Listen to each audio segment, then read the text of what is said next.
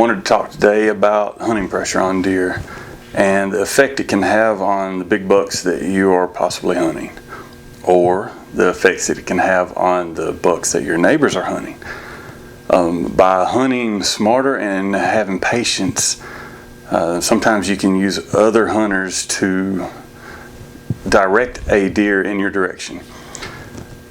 So years ago, and I do mean years ago, whenever I was a lot younger, I learned that real early that my neighbors and other hunters around me often waited to the last part of preseason to do their work, and time and time again it generated the effect that they put too much pressure on their deer that were still in their summertime pattern, and that would often push the deer in my direction to my advantage.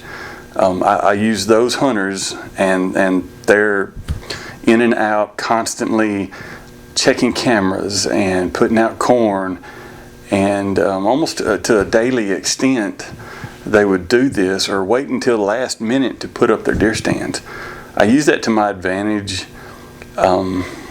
So I stayed out of my areas. I would try to get my deer stands ready by mid-July. If I did it earlier than that, I would have problems with regrowth, and it would make it where you couldn't see if you had a warm, wet summer, as we often do sometimes. Sometimes it's extremely dry. So I typically wait until, and now my scouting never ends. I mean, the season is about over with now, and I'm already looking for, what existing bucks are there for my inventory for next year, so I can kind of have an idea of what I want to hunt. But in the scenario I'm describing now, my neighbors had a buck on camera. Well, everyone had him on camera in the area, in I'm going to say a half-mile range. And they were hunting across, say, 40 acres from me. And 40 acres is 440 yards. It is 1/4 of a mile. They had this deer on camera during the summertime. They started getting him in daylight, and so they were in his bedroom. They would get him in the morning times really well. They would get him in the afternoon, right before dark, plenty of shooting hours. And they went in and out and in and out. They would check their cameras every day. They would put out more corn every day. They weren't having any kind of regard towards the effect that they were having on the deer population and the deer that they were actually hunting, which happened to be the one that I harvested that year. So when they put too much pressure on their deer, and I had taken care of my hunting stand and got out mid-July, and I do mean no hunting pressure at all. I tiptoed in when I would go in to hunt. I don't use an ATV to go in at all unless I have to pick up a deer. So if I shoot a deer, then I will use that ATV to get him out of the woods. That's the only time that I personally take an ATV into my stand, and I walk better parts of a half a mile every single morning, every single evening, coming in and out. The whole time I'm walking in and out, though, I'm scouting, I'm paying attention, I'm looking for tracks, I'm looking for fresh rubs, scrapes, and I'm doing it all while I am as scent-free as humanly possible. So, but my neighbors were hunting this deer. They nicknamed him the Elk because he was a rather large whitetail for this area, but they were in and out every single day. They were putting out corn every single day, checking their cameras. This is before cell cameras were, the thing to have. They completely pressed this deer, and others, I might add, but this one particular deer that I have a video of that I'm going to show you.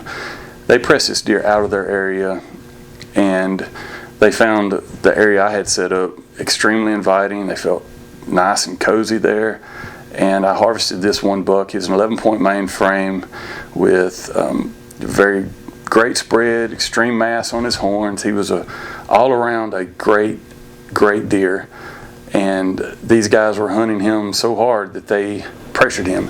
He patterned them way before they patterned. The deer patterned them way before they had him patterned. And when the season opened up, At that point, they were no longer getting him in any kind of daylight shooting hours. It was all nighttime. Now, he might have showed up at their place and partied all night long, eating their corn, their feed, frolicking in their food plots. But when it came down to it, he was spending his daylight time in my area, and I reaped the benefit of that. I tiptoed in. I used extreme caution, extreme scent control.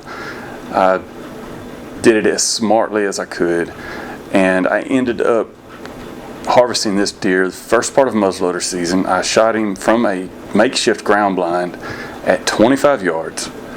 25 yards. Shot him in the neck, and I got it all on video.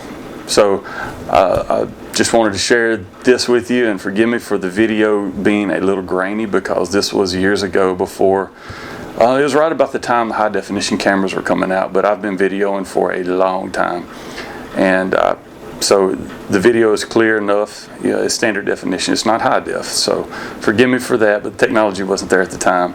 It is old, and I am young in the video, so you can tell how much I've aged just by looking at the video. I hope you enjoy it, and I hope it sheds some light on not putting pressure in an area, using other hunters to your advantage, letting them push the deer onto you. And I hope it teaches you something today, and gives you something to keep in mind on the next season.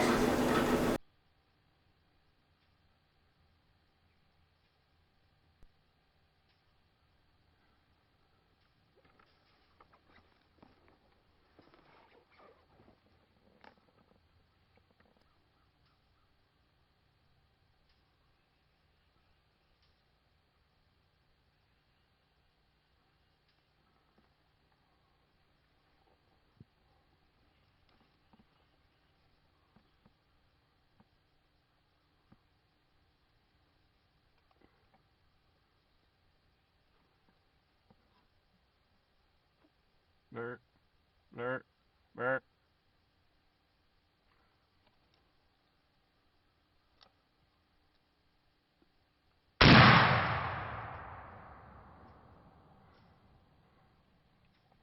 Oh my gosh. I just shot possibly the biggest buck of my life with a muzzleloader on October the 19th at my ground blind. I am not believing this. That deer was huge.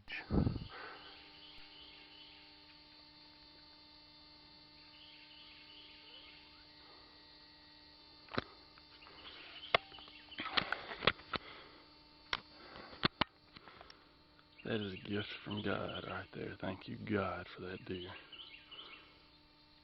That deer is 25 yards from my ground blind. I haven't even walked up on him yet. All I know is he had points. He was very legal. Looked like he had good tall horns, good mass. I told Mr. Danny Sanford this morning that I was hoping to kill on the 11 point by 9 o'clock. That's just me doing a little trash talking.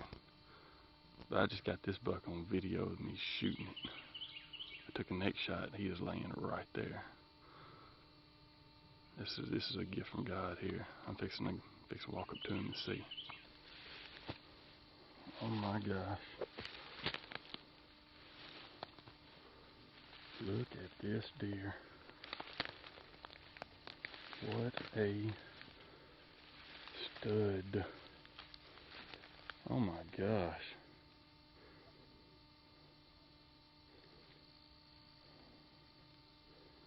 That deer. Oh my gosh. That deer's huge. Look at that character.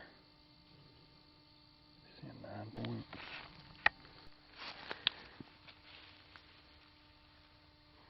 Look at all the stickers and points and the almost kicker there.